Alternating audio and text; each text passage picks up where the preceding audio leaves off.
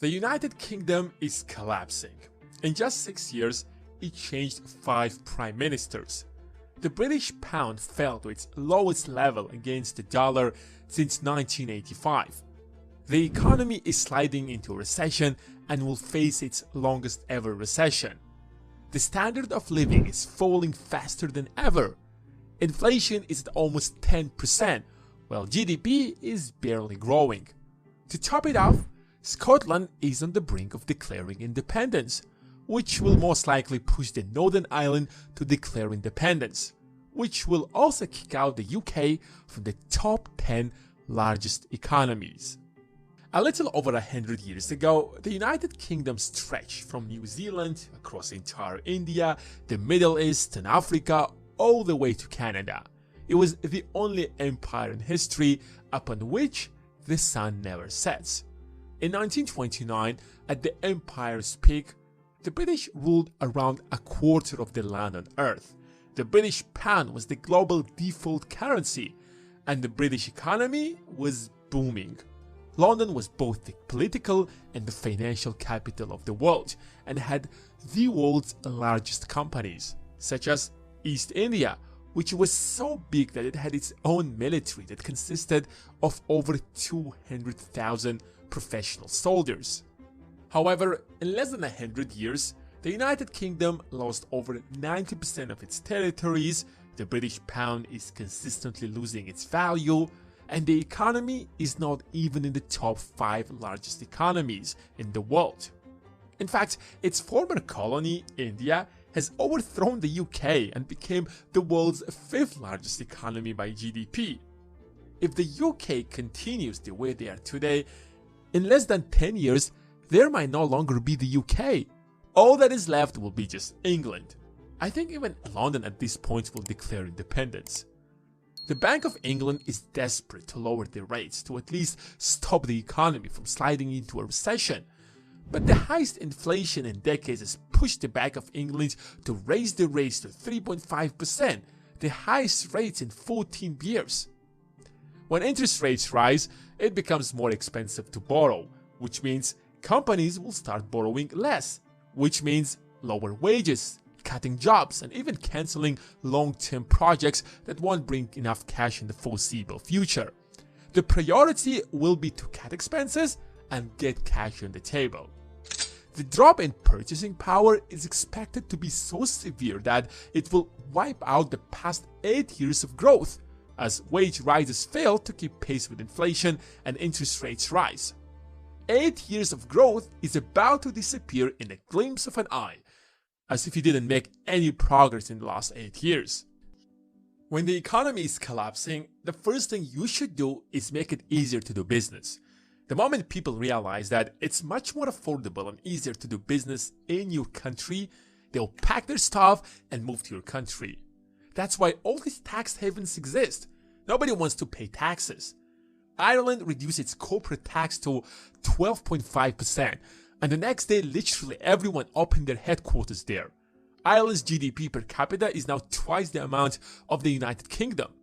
Dubai lowered its taxes and built the infrastructure for businesses.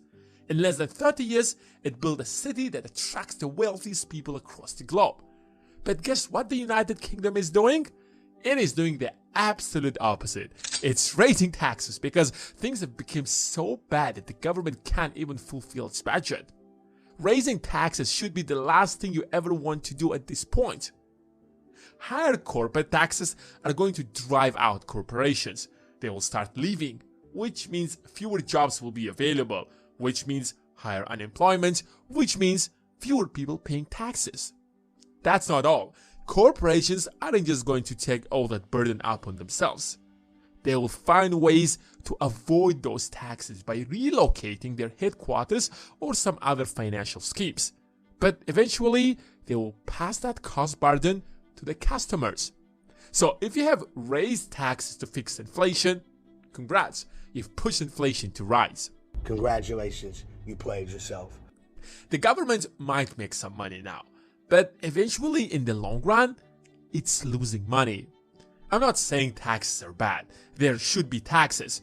But when you raise taxes when people are making money, when you build an environment where businesses want to come and invest. But now, when the entire world is in a recession, you should at least not raise taxes. But that shows how desperate is the British government. It is left with no other choice but to squeeze more out of people who are still making some money. The government has become so big, so incompetent, so ineffective that it can't cut funds out of some projects to relocate them to other projects. That tells us a lot about how bad the situation is. But that's not all. Listen to this. The crisis is also set to push home prices to decline as much as 9% by next year. That's half the price drop as we saw in 2008. The problem with deflation is that it has a compound effect. People don't immediately jump to buy when home prices start declining. They keep waiting, expecting prices to reach the bottom before buying. When you see a stock falling, you don't buy it because you want to wait till it hits the rock bottom to maximize your profit. So is the case with everything else. The 9% decline can cripple the demand to the point where that fall in prices would double or even triple, causing another housing crash in the next year or two, worsening the already crippled economy of the Great Britain. In the 2000s, the average home price was slightly over £93,000, while the average salary was almost like £19,000. Fast forward to 2022, home prices rose by 300%, while the average wage was increased to just £26,000. That's not even a 50% increase. Buying a house has never been so expensive for the average Brit. The housing market in the UK has turned into one giant bubble that can burst at any moment, bringing the rest of the economy down to its knees, and the current crisis can easily push that bubble to finally burst. What's happening now is just a taste of what could potentially happen in the coming future.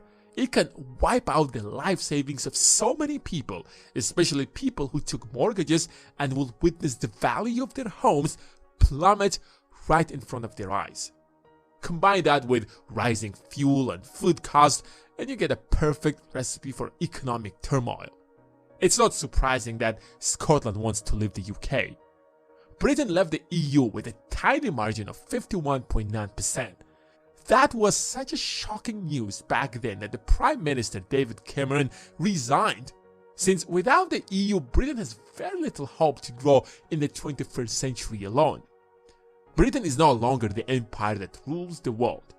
That role has shifted to its former colony, the US. However, over 62% of Scots voted to remain in the EU.